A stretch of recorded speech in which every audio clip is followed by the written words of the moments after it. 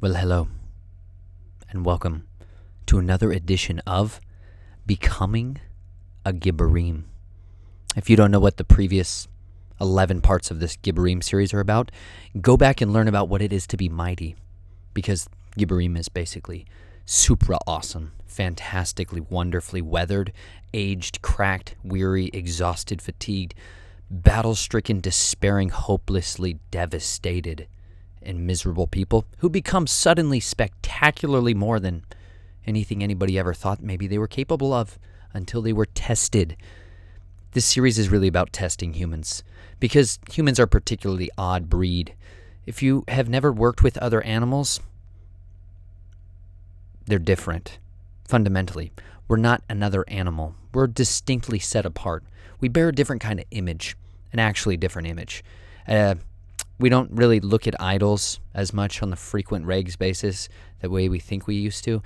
Other people back in the long yonder times, when somebody mentioned images, they had some things pop into their head that are different than ours. We see so many different images all the time that bombard our mind. We see hundreds of millions of other images on a regular basis. If you stare at this black mirror long enough, which most of you probably do because you're watching this video, you've seen a lot of images in your life, and those things showed you a reflection or a captured moment that portrayed something to you that you were able to identify quickly.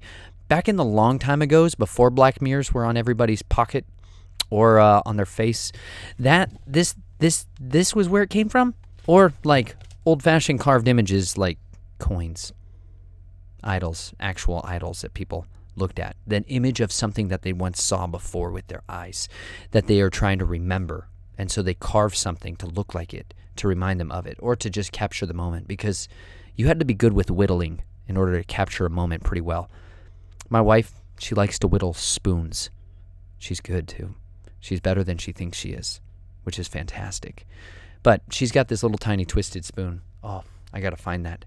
Maybe she'll find it for me. It's nearby. There's a twisted pine that we found one time when we were up in the mountains. This was when we first kind of came into wanting to just go off and bug out into the wilderness. Any of you ever kind of like had that dream or that bucket list moment of your life where you're like, I'm going to unplug from the rat race and run away into the forest and just live? It's a good dream. It's a fantastic dream. I highly recommend it. Oh, she's hunting. Yes. She found it. Check this thing out, man. Look at this. My wife whittled a spoon. She's mighty. You see, I have a Gibborim for a wife, which is fantastic. You ought to enlist yourself in the services of one. Nourish and flourish. But she made this. Let's see if I can capture it. I'll go slow. She made this. Look at that. See what that is? Twisted pines. Sirens in the background. That's never a good sign. But this came from a tree that was probably at 10,000 feet of elevation above the sea level, which is fantastic. We were sleeping up there in the forest because we'd really gotten into that. And we discovered that going off into the mountains, what you really needed was food, water, shelter, really a place to pee and poop. I talked about that in part 11, so if you want to learn more about that, that's super critically important. And, of course, just a fun, fantastic view, because those became really more important to me. I also really am obsessed with spring water, so I always like that. But she found this along the way and figured out and saw in her mind a spoon ready to be fashioned.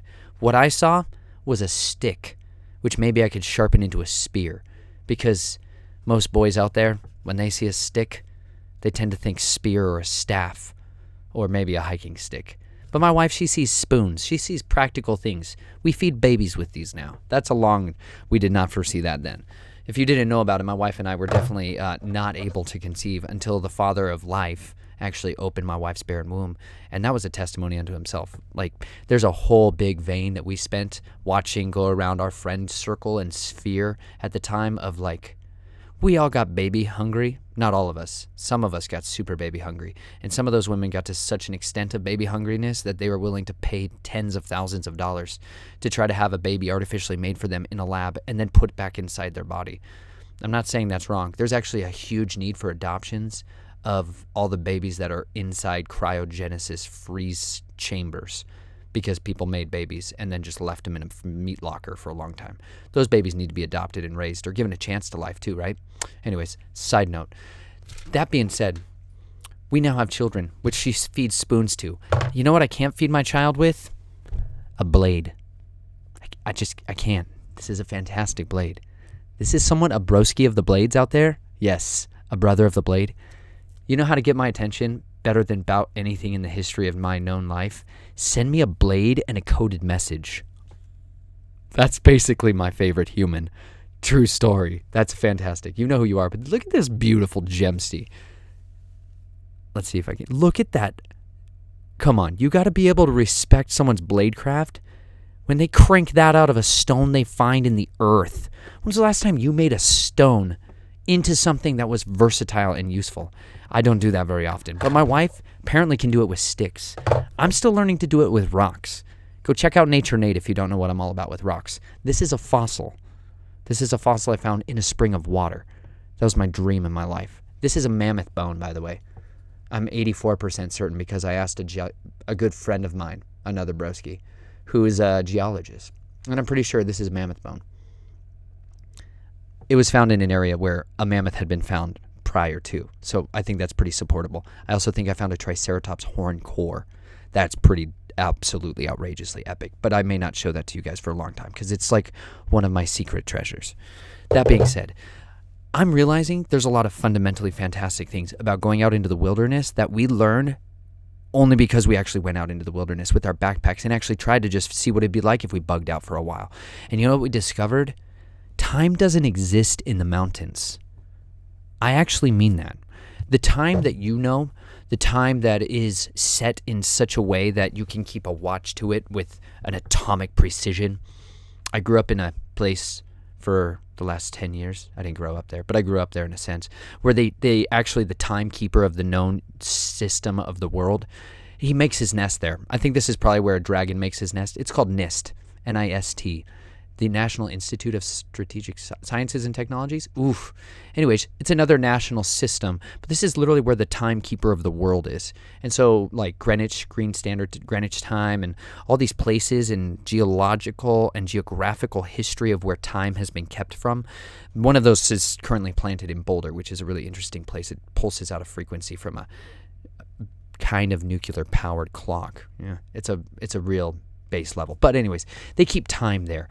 And it was the center for where all the world's atomic clocks are set off of that standard. So because of that, you learn all of the cities and civilizations, and like the cities of Babylon, they run off that clock. They literally it runs time, which is a spiritual place in a very real way. Because if you set the time for the world, you may be capable of changing times and seasons from there. That's just some food for thought for those of you that are chewing on the meat of Revelation lately. Go dig into that one. Okay, so just think about that. If you didn't know, like, there was a literal enthronement of Satan's throne at the Invesco Field, which is Broncos Stadium, by Barack Hussein Obama. Did a very interesting thing where he rebuilt the throne of Pergamon from, I believe it's actually technically in Germany now, but it was originally not there. It was in Pergamon, which is literally where one of the letters to the churches, it says, "Behold the throne of Satan," right? It's literally the town where Satan is at that time. I don't know that he always stays there. It's a different thing. The dragon moves. He's tended known to do that because serpents are subtle and crafty. See, there's one over my shoulder. But the hand that pierces them is fantastic, and it can redeem each and every one of us out of those time systems of total debased debauchery and lies. Because there's no timekeeper in the mountains. It's true. If you go into the mountains and you take off your watch, you know what time it is? Whatever the heck it looks like outside currently. That's it. And it's never the same. Because in the mountains, it can be absolutely beautiful and stunning and the most incredible views and temperatures you've ever seen in your life.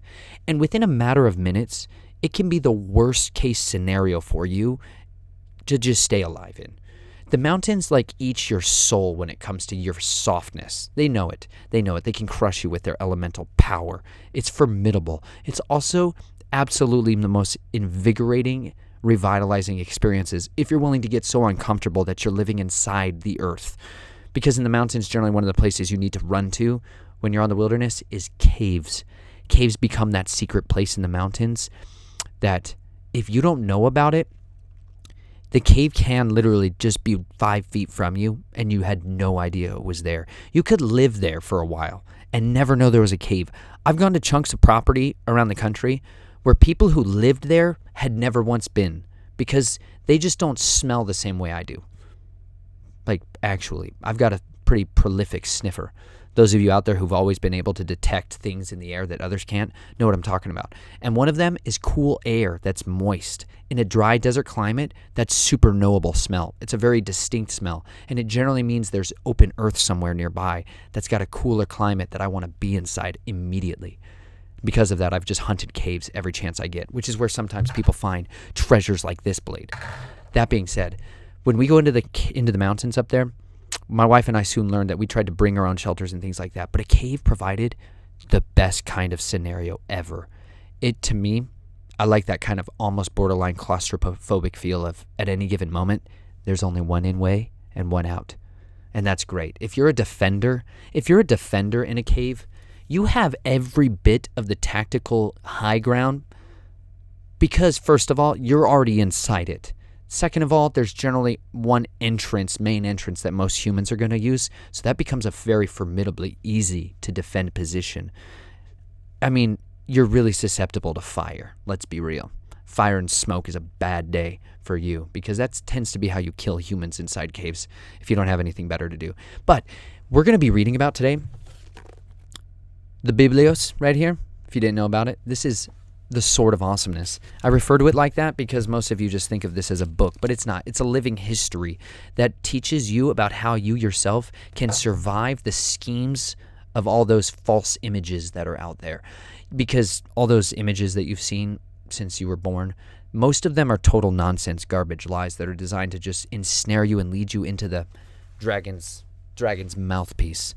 And it will. But you know what doesn't? The mountains. This is why you got to get up in there. So today we're going to jump in to David on the run in the wilderness once again. Catch up with us if you haven't. We're learning about mighty men. David, super mighty. But you're about to learn the mightiest tool of all in David's playbook is restraint. It's called meekness. That's the biblical word for it. It's power under control. This is kind of like the idea of like, most people have not been around horses enough to actually get the reference of like a bit in the mouth of a horse. These are massive animals. My daughter and I were petting horses recently because I want to pet a horse every single time I see one, even if they're mean and angry. I think a horse just tells you about your soul more than most animals or humans ever could. So we were petting a horse, and this horse just moved its head a little bit, like just enough to go like that.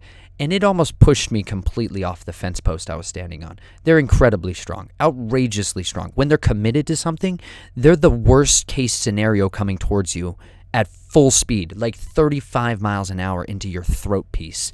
Bad news bears.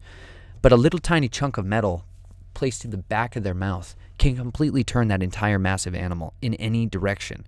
It's absolutely incredible to think. It's that ability to have some restraint within you that actually can move that unstoppable force that's kind of being directed, suddenly can stop or turn away from. And it's incredibly important, especially if you ever actually want to be a mighty man. Because at the end of the day, one of the hallmark characteristics of the bad guy, Gibborim, like everybody's like Nimrod, and he became a Gibborim. Most everybody has that in their mind. They don't think of Gideon or David. They don't think as much of like Jesse. Samuel was a hoss when it came to being mighty. Dude prophesied so intensely people took their clothes off and ran away from him. That's pretty powerful mightiness. That's a different kind of gift, right? I don't know if I've ever preached a sermon and people's clothes came off. And not for those reasons. Terrible. Anyways, that was moderately uncomfortable. But because of that, David is on the prowl in the wilderness, and he is in a place where he is going to have to demonstrate some of the most important characteristics that we will see in him. Let's jump in, shall we? This is 1 Samuel 24. Now when Saul returned from pursuing the Philistines, he was told, saying, "Behold, David is in the wilderness of En-gedi." Then Saul took 3,000 chosen men from all of Israel and went to seek David and his men in front of the rocks of the wild goats. He came to the sheepfolds on the way, where there was a cave, and Saul went in to relieve himself. Now David and his men were sitting in the inner recesses of the cave. Okay, why, first of all, is David and his broskies in a cave right now? Okay, it says that David, he came to the sheepfolds here. Saul came to the sheepfolds. Don't forget David's primary experience in life has been what? Just quick check. He was a shepherd, right? Shepherds were all up in the mountains all the time. They're up and down in pasture lands. I saw shepherds in Afghanistan that drove livestock through the major heart of the city, which was unbelievable and definitely one of those paradigm shifting moments in your life. But then they would drive them to different pastures. They would move these things all over the place. Shepherds get around is what that means. And that means they're comfortable getting around in all kinds of environments.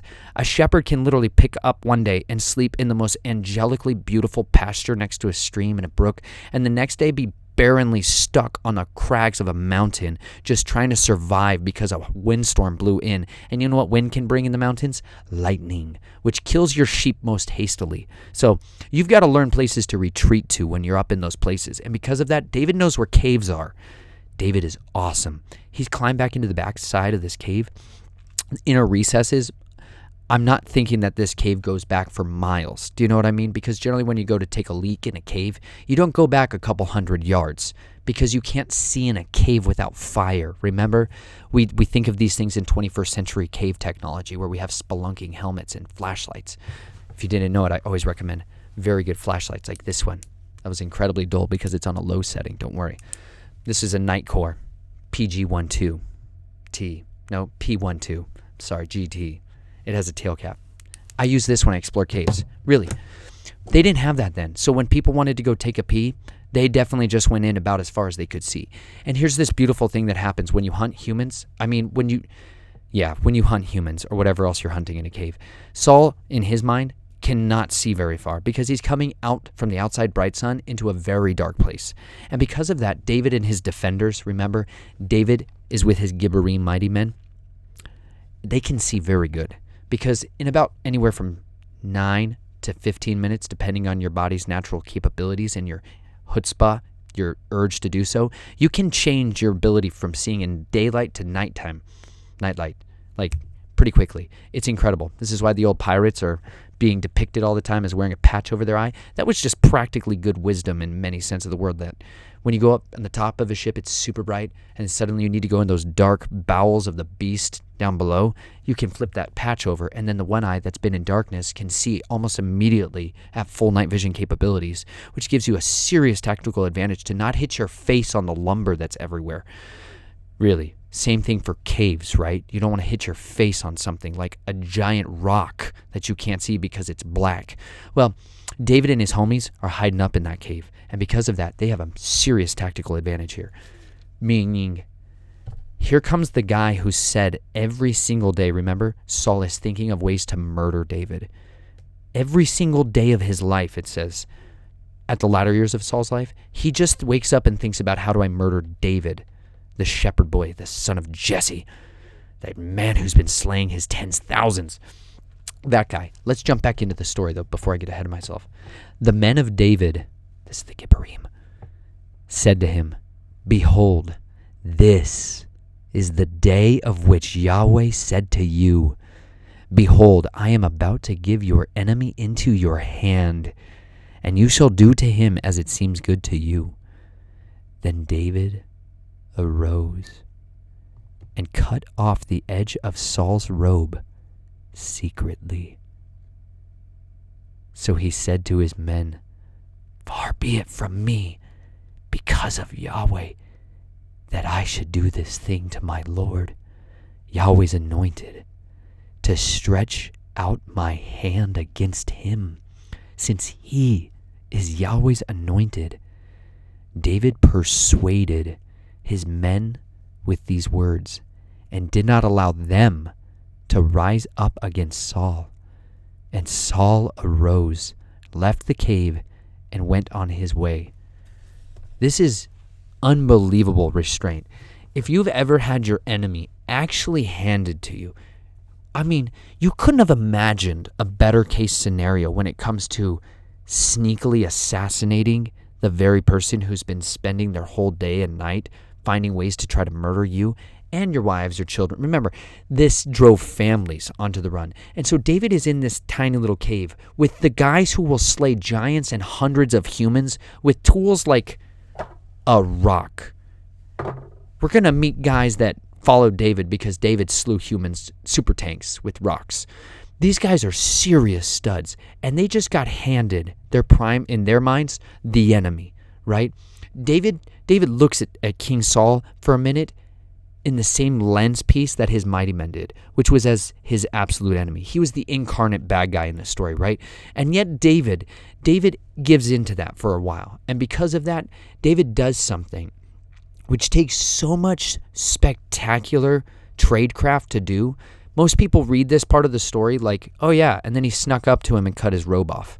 Okay, I've snuck up on people all the way up to them, into their innermost closeness. Like, we always call it kissing close, okay? That's a region of space that definitely requires breath exchange. You can feel someone breathing on you.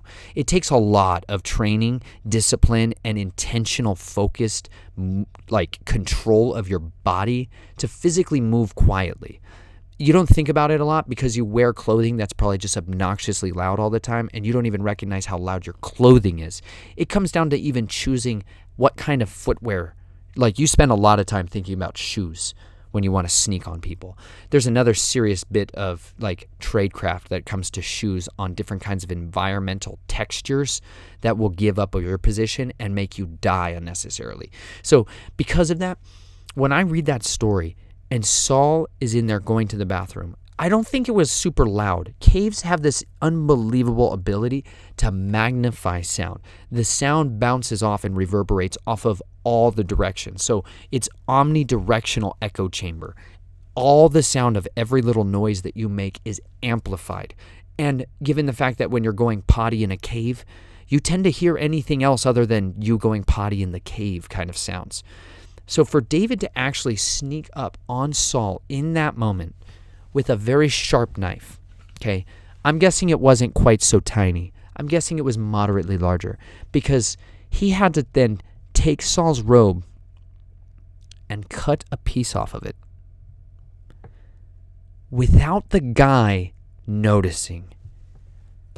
This is, okay, when you go into like upper echelon levels of kind of training moments in your life for testing, that's like way up there on the list of then you won because you didn't kill your instructor, right? But it's like when the apprentice does one of those kind of moves to his master. It's so outrageously good.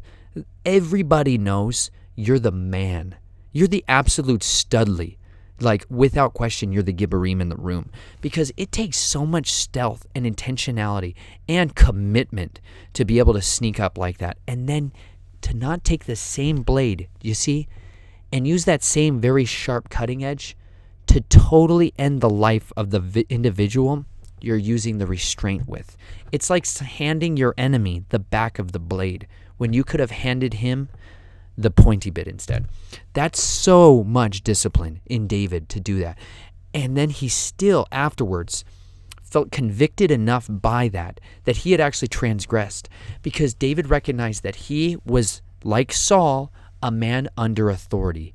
And he still, even amidst this situation, he recognized his authority was not to the master who was in the room. It was to the creator of the cave that sheltered the kings of Israel.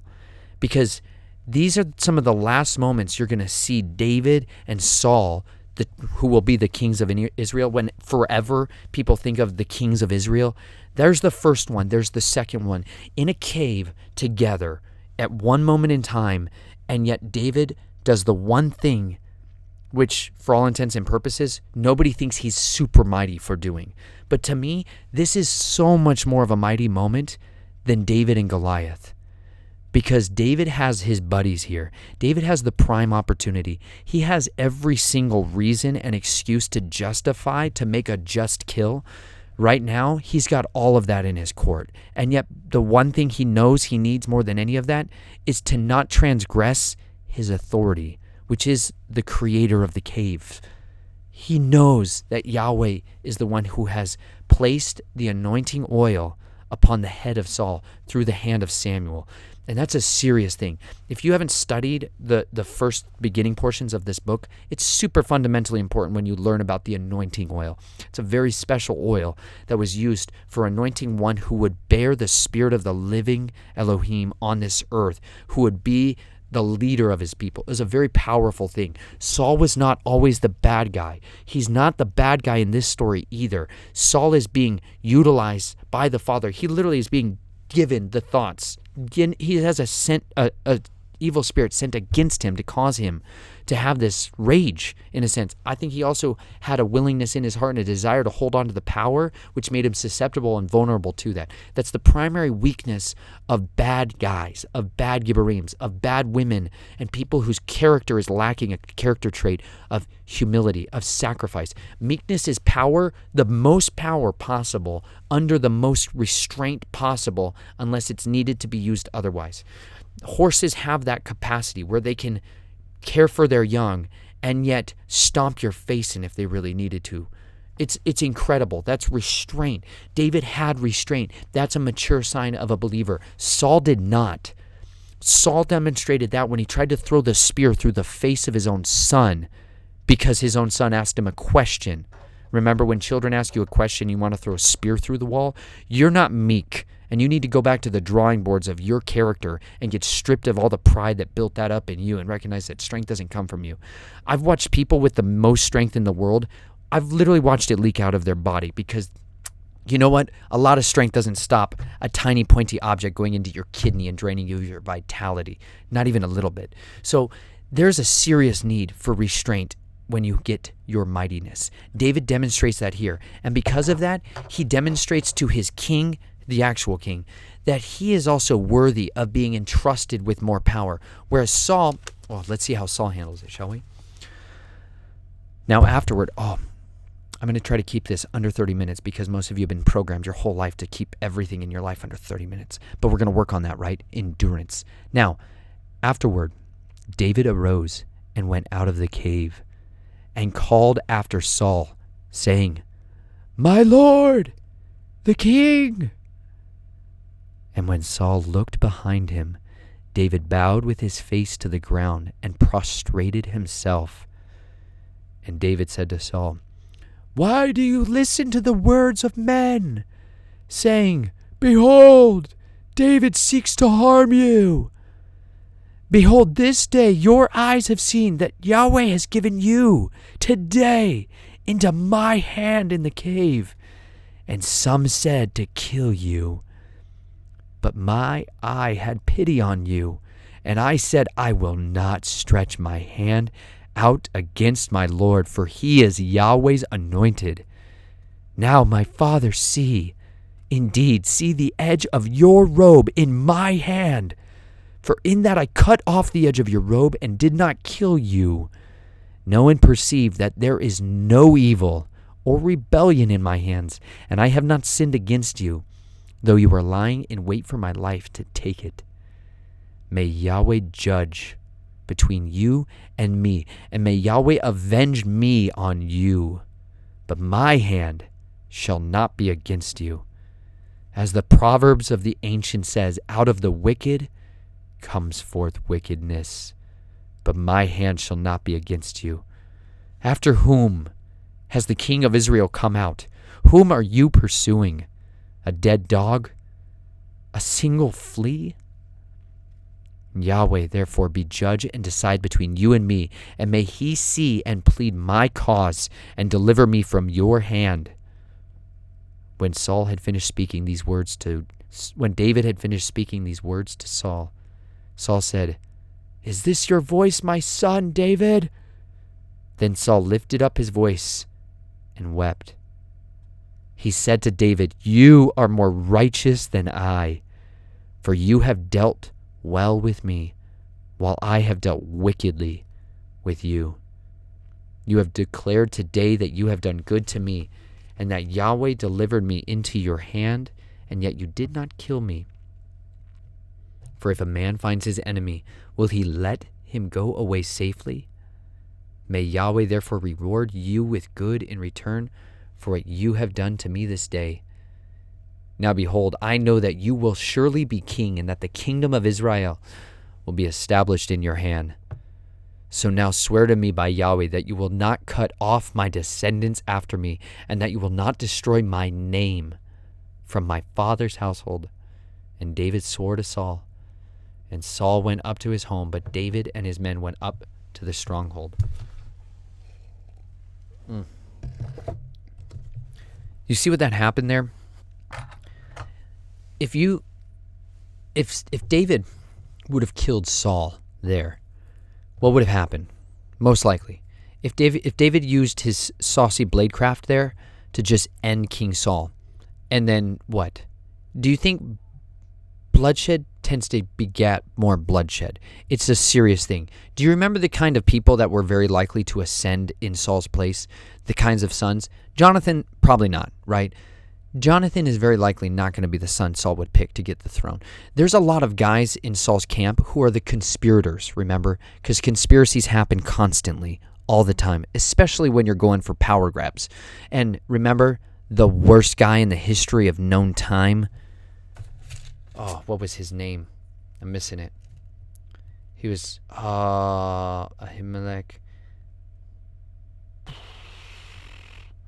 Doeg the Edomite. Go back to those videos.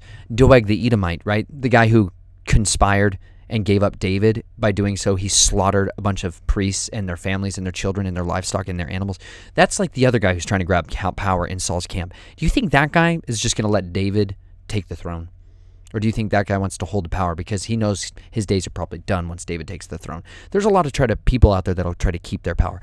If David instead does the one thing that David, the son of David, the king of David, Jesus, Yeshua, the Messiah, he advocated that we do something different with our enemies, which was to have mercy on them. In all of this stealthy tradecraft, you know when they never taught me how to weaponize? Mercy. Mercy was one of those things that they bred strategically and beat out of me throughout the course of my life. They calloused up those feelings and they burned and cauterized the nerve endings of mercy and compassion in that area of my soul. And because of that, you know what it never taught me? The gift David just learned. David just learned one of the most powerful lessons he can ever have for the rest of his life, which is by doing good to those who are your evil enemies. If you do good to those who harm you, if you bless those who curse you, if you do good to those who harm you and despitefully use you and say kind of evil things about you, it really does put heaping coals on their head. If you've ever grabbed a coal out of a fire, I've tried to do that. I got totally brainwashed, I think, by a movie with Tim Allen and Mimi Siku, Jungle to Jungle. And they'd had this men's rite of passage kind of moment in there. And, when you're a teenager and you just want to be a man. And they had this thing where they grabbed a burning stick out of the fire and put their hand out on it. And I was like, wow, that's savage. And I always thought that would just be relentlessly savage. And so I would sometimes try that a little bit, and it just never looked as cool when it was in real life. But because of that, there's definitely no way that people are going to learn mercy in a culture where everybody's just killing each other to the top. But David does. David learned that even amidst a camp full of massively powerful and ready to tear people's throats out mighty men, David restrains them. A lot of those guys were probably serious criminals in the cave with him. Because of that, he had to persuade those men also to not just murder Saul. And it takes a mighty leader to be able to hold his men back, which shows that meekness is infectious. Meekness is something that is infectious from a leader, but so is bloodthirst and bloodlust. And Saul's camp is riddled with bloodlust right now, but David's camp is being percolated with mercy. He's changing the lives of the men around him. He's persuading them to learn that the power under control is far more effective tool against your enemies than it would ever be to just kill more of them, because it doesn't come back the same way. David instead gets his own enemy to repent.